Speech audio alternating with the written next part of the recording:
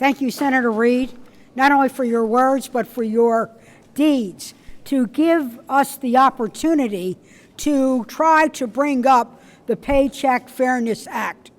We are only 5 days from the 49th anniversary of the passage of the Equal Pay Act. In a very hot day in 1963, the United States Congress passed the Equal Pay for Equal Work Act. Women felt they were taking a giant leap forward and end discrimination in the workplace and end discrimination in their paycheck. But oh, it was not meant to be. Not only did they fight the legislation, but after it was over, they exploited loophole after loophole after loophole. And now, 49 years later, as we get ready to commemorate the passage of that act, we find in 49 years, we've only advanced ourselves 18 cents on the dollar. In 1963, women made 59 cents for every dollar that men make. And in 2012, we make 77 cents. That means 19 cents over 49 years. So it says essentially to American women, every 5 years, you'll make another penny. Well, let me tell you, as I travel around my own state, my own country, and my other colleagues, we know that women are mad as hell and they don't want to take it anymore. If they work hard, if they do the job, qualify for the job, have the same education, the same seniority, they want the same pay, they want it for themselves, and we want it for them. This is what the Paycheck Fairness Bill does. It builds on what we did in the Lilly Ledbetter bill.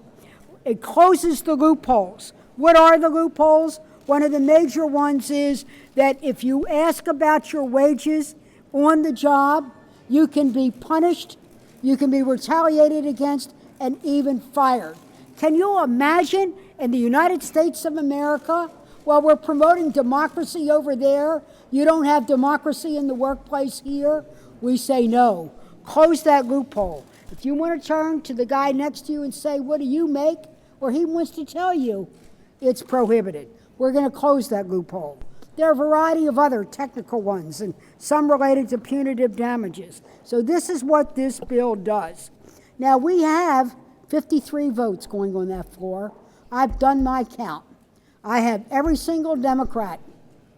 I have the 2 independents. I need 7 more who are willing to act like independents and vote for the Paycheck Fairness Act. The gender gap exists not only in the way women vote, but in the way they're paid. We want to end that today on the Senate floor. So we say to our Republican colleagues, all of those many moderates that we have worked with, those who often find the common ground, step up, step out, vote for this paycheck fairness. Let's finish the fight that we began with Lilly Ledbetter.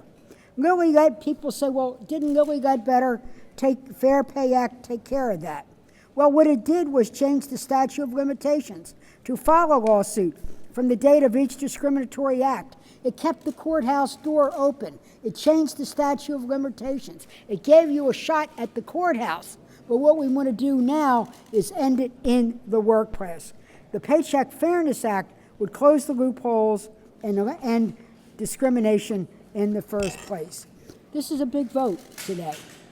It is a big vote. And what we hope is that we will have a bipartisan vote that will be able to move this forward. But I could talk about this, but I'd like someone who actually experienced these difficulties day to day and in the workplace.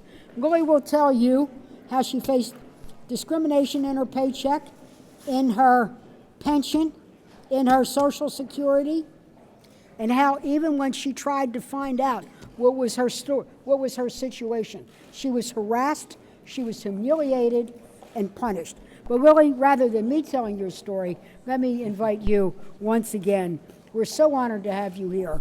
And behind you, you are the face of this fight, but we know behind you are over 100 million other women.